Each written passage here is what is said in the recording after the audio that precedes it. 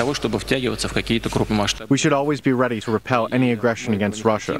Our partners always, in whatever condition their countries are, or to whatever political concept they follow.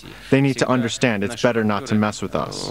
I want to remind you that Russia is one of the most powerful nuclear powers. It's not words, it's reality. And moreover, we are strengthening our nuclear deterrent force. We are strengthening our armed forces.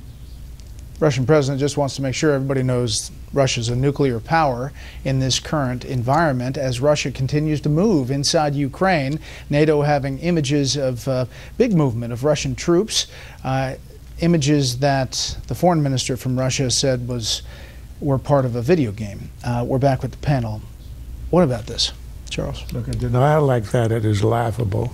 And an aggressive statement that we just heard from Putin, defiantly telling the world to get lost, is an indication of the contempt with which the Russian leadership holds this administration. Think of what actually happened this week. For the first time, at least in 30 years, a sovereign nation invades another in Europe, and it's invading a democracy, a pro-Western democracy, and the United States will not even call it what it is, an invasion. And the president says in the press conference he had the other day, this is nothing new, this is simply a more overt continuation of what's happening. It is not. It is an overt invasion of a neighboring country, and the president essentially says we're going to do nothing. I'll have a chat with the allies next week about this. Obama says there's no military solution in the Ukraine. Of course there is. The rebels were losing, had lost 3/4 of their territory, and were within range of succeeding here.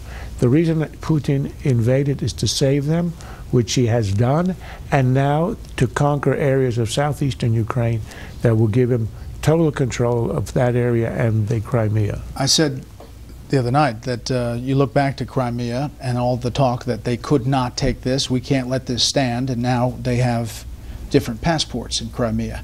The president at this fundraiser said this: Russia's choosing to look backward instead of forward, and, quote, is reasserting the notion that might means right.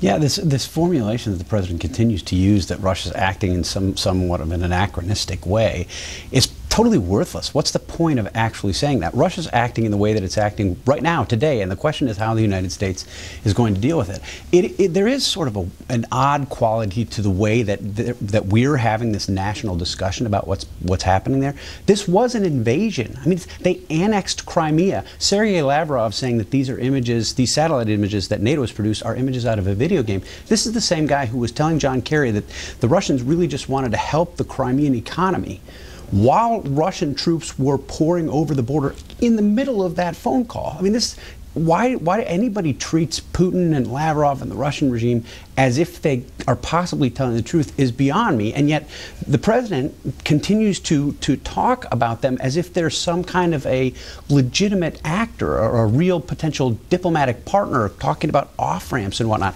There's a weird, odd, off quality about the whole thing.